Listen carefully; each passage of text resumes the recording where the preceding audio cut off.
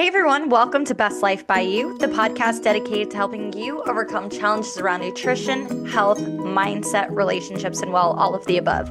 I'm your host, Julia, and today we are going to be talking about the importance of advocating for yourself. And if you're not the best at it, well, how to get better at it. So for me personally, it has been a journey of mine to help people advocate better for themselves, as well as help me advocate for myself. And my journey of becoming better to advocate for myself started when I was a lot younger. So I did theater for about, 20 years or so, and I would walk into auditions, and there were some times that I was told no. Even I remember walking into New York City, doing a modeling agency, and this woman walked out, and she looked at me up and down, and she said, "No, thank you," and I walked right out. So I had to learn how to, one, have a brave face, and two, be able to advocate for my needs and what I can offer. So over time, it definitely got a lot better because I feel like I was very agreeable growing up. And as I did more and more theater, as I learned a lot more, I became better at standing up for myself, which in retrospect is the same thing as advocating for yourself. When I went to college, I would advocate about things like boundaries with my roommates. So I learned how to do that. And it came to a point when I went 100% vegan in 2020 that I really needed to advocate for my needs. So being vegan, especially in New York, is not really a common thing. And I learned that more and more as I went to restaurants and people would look at me like I had two heads when I ordered things, and specifying what I needed, what I didn't need. So I'm looking at it, instead of being sour about it and being like, I wish more people knew about the benefits and things like that. I took it as, well, this gives me a great opportunity to advocate for myself. So I'm just going to start there. That really, the journey of being plant-based really helped me start advocating for myself. And the more and more that I learned how to do it, the more and more I wanted to coach others of how to advocate for themselves.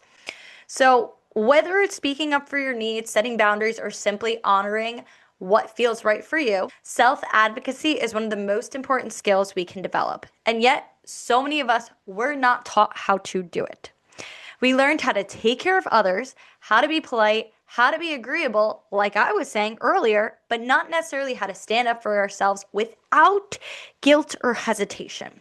So today, let's dive into what exactly self-advocacy means, why it matters, and how we can strengthen that muscle. Because yes, it's a skill and you can and will get better at it. Self-advocating is not about being loud, demanding, or aggressive. It's about honoring your needs with clarity and confidence. It's being able to say, this doesn't work for me. I need something different. I deserve to be treated with respect. It's having the courage to stand in your truth even when your voice shakes, which I know, and I could be one to say, my voice has shaken many a times. In life, and especially in health, business, or relationships, it's easy to fall into the pattern of over-accommodating. We don't want to seem difficult, or we fear judgment.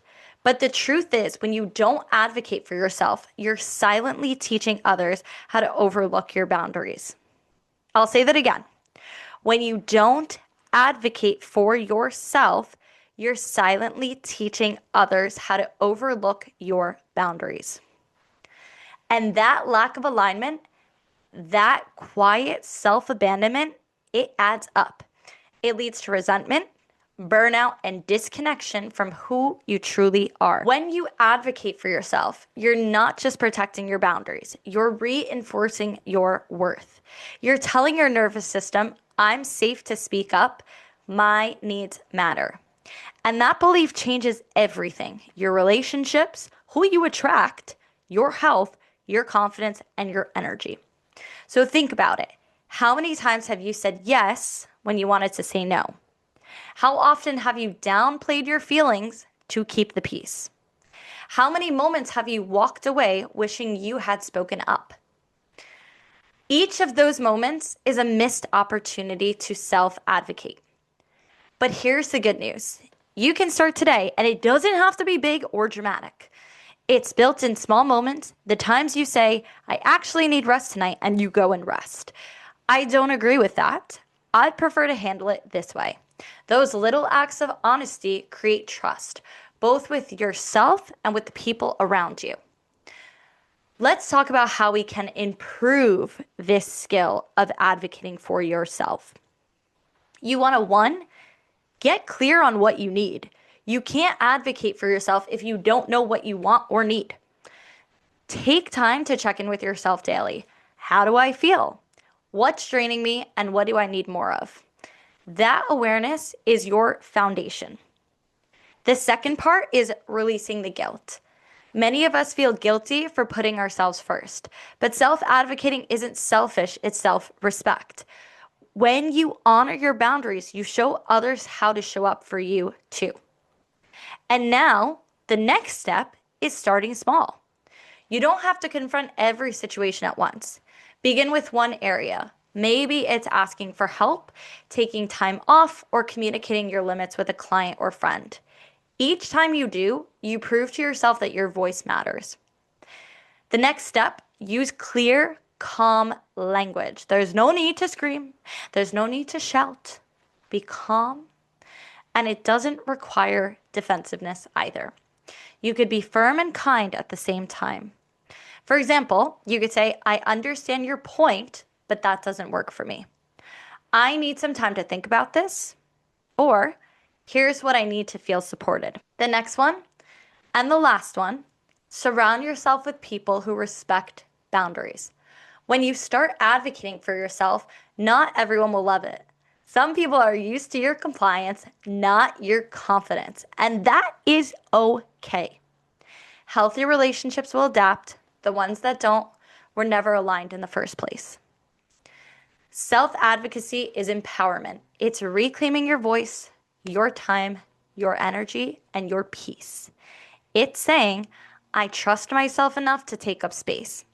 I don't need to shrink to be accepted. And I can be kind and still hold my boundaries. When you start showing up for yourself, everything shifts.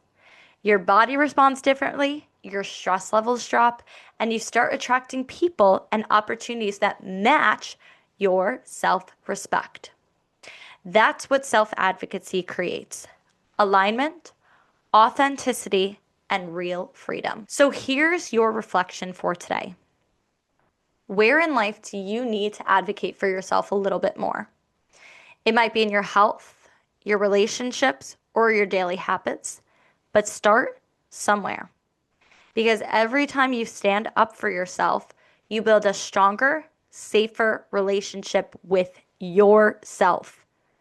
You are your own best advocate.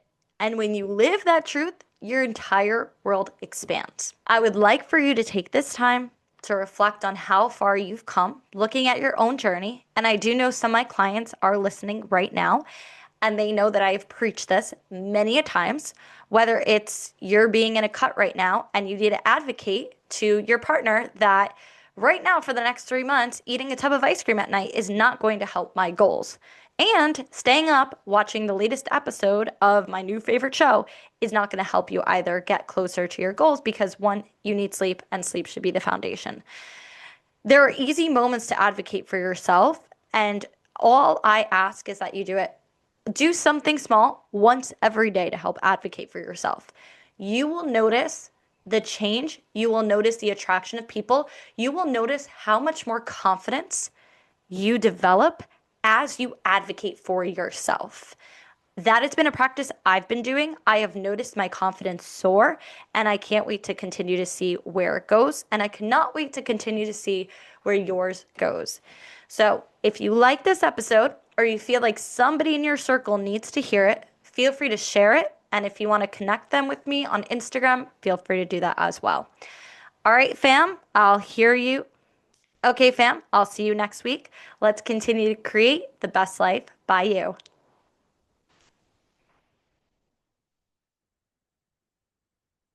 I hope you all enjoyed today's episode. If you would like to continue to get these episodes first thing, then go ahead and subscribe to my channel on YouTube and on Spotify under Best Life by You. If you're interested in working together, y'all can go ahead and visit bestlifebyyou.com/work with me, or go ahead and follow me on Instagram at NutriFitJulia. Send me a DM or just follow for more information, fun tips, and just a lot of humor. I hope you have a great rest of your day. Let's continue to live the best life by you.